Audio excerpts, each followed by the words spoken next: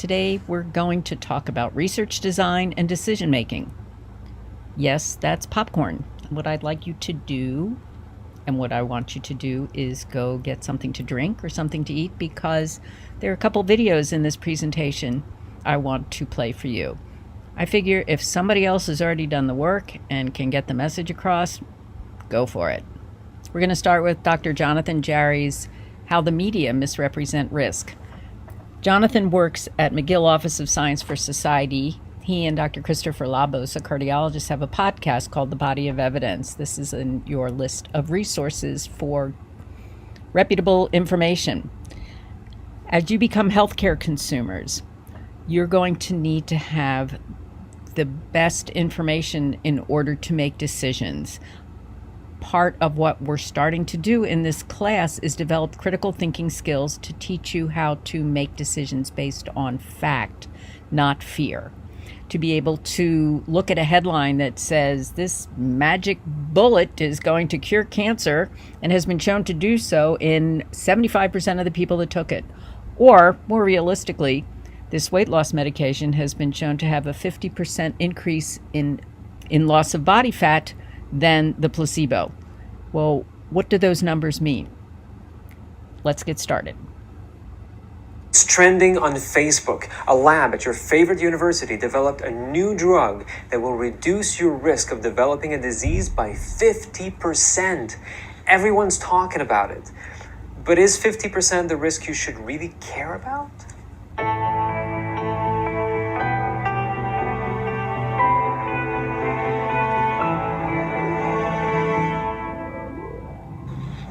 The thing about the media is, they desperately want to survive, and they want to catch your attention.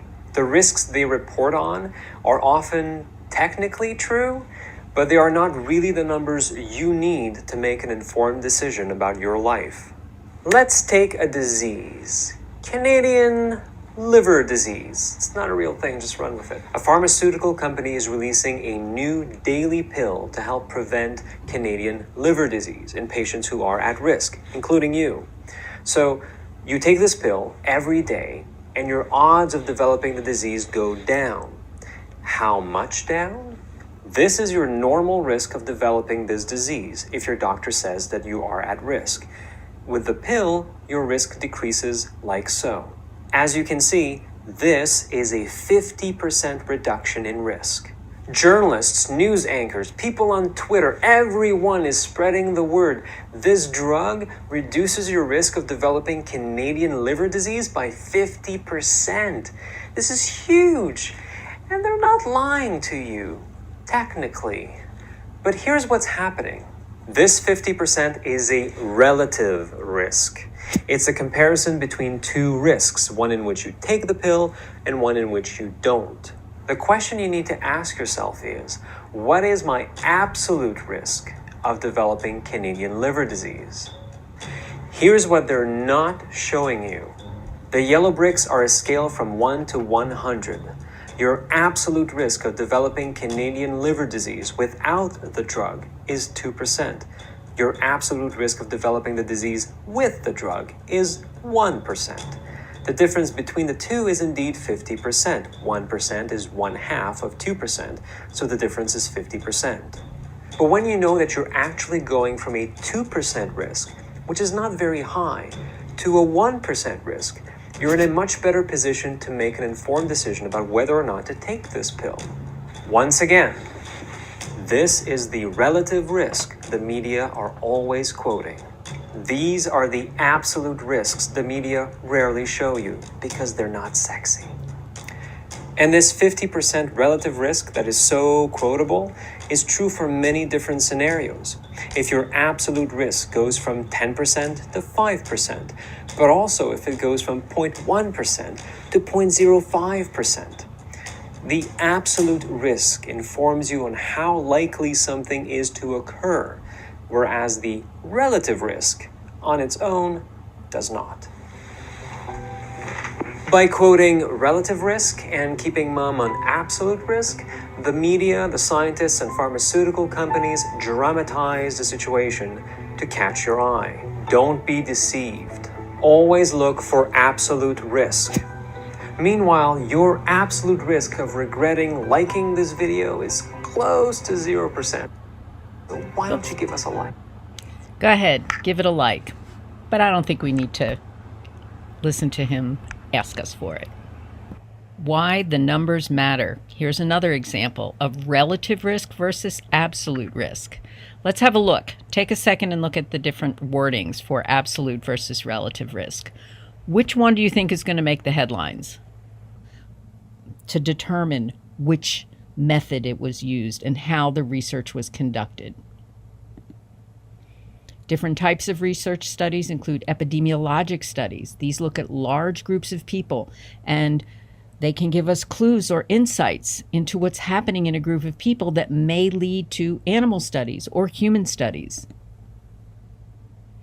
Animal studies provide preliminary data that may also lead to human studies. But please remember, animal studies don't translate directly into humans. We are not mice. When you are looking at your news feeds, when you are reading about something magical happening, if it says mice, that's very exciting, but you need to wait for it for the same thing to happen in people. If mice studies show positive results, they may be followed by what are called cell culture studies, or they may have been preceded by cell culture studies. The experimental treatment is looked at in a petri dish or a test tube, and it may be very exciting. You may find that a drug or a supplement cures cancer in a test tube. But I ask you to keep in mind, when you see this claim that says a common drug or vitamin kills cancer cells in a petri dish, so does a handgun. If it sounds too good to be true, it is too good to be true. If the animal studies and the cell culture studies have good results, then hopefully the studies will progress to human subjects. We have what are called case-controlled studies. These are small-scale epidemiologic studies in which folks who have a certain condition, say prostate cancer, are compared to similar folks who do not have this condition. The researchers can then identify facts other than the disease that differ between the two groups that may give clues about progression, about prevention, and maybe even treatment of a disease. The gold standard are human clinical trials. The other video that I ask you to watch will show you an example of a double-blind placebo-controlled study on potato chips because, of course, we study potato chips. So clinical trials are also known as intervention trials or intervention studies where an intervention is used to determine the effect. In this case, these types of studies will have an experimental group and a control group in which we're looking at groups of people who are given the treatment versus a group of people that are given a placebo. And the absolute gold standard are the double-blind placebo-controlled studies.